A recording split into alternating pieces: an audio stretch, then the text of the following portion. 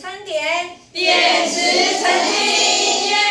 為全面提升幼兒園餐點品質及共膳環境安全，台南市自113年起推動幼兒園食品安全輔導計劃，透過營養、環境及人員3大面向同步精進，打造更健康安全的幼兒飲食環境。這次在白河區大竹國小附設幼兒園舉辦的成果發表，現場展示學校老師與廚工阿姨們攜手展現的創意巧思，將健康飲食與在地文化融入餐點設計，成果豐碩。我們學校的廚媽，還有我們幼兒園老師呢，他們共同研發的自創的自制料理，那主要是給我們幼兒園的小朋友來食用的。那我們的取材呢是在地的食材，像今天要示範的一道菜呢是藕圓紅棗湯。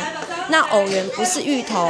而是我們當地的蓮藕粉去製作的藕粉，所以我們的設計餐點都是以在地食材為主，然後強調的是少油少糖，然後能夠兼顧到孩子的健康。白河是全台知名蓮花產區，大竹國小這次特別將蓮子、蓮藕等在地食材融入料理設計，不僅提升餐點營養價值，也讓孩子透過品嘗美食，認識家鄉特色，實踐從產地到餐桌的食農教育理念。這些菜品呢，都是用我們白河在地的，像蓮藕粉啊、蓮子啊，都有入我們的點心。因為我們覺得孩子的點心應該要吃在地，比較健康，而且也符合環保的低碳精神。教育局長鄭新輝也親自到場與幼兒同樂，並肯定各校持續推動飲食教育的用心與成果。鄭新輝表示，市府長期以健康、營養、在地化作為幼兒飲食教育核心，持續強化食品安全與衛生管理，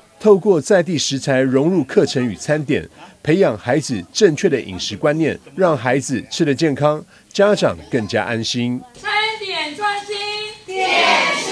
成金。台南新聞張偉忠採訪報道。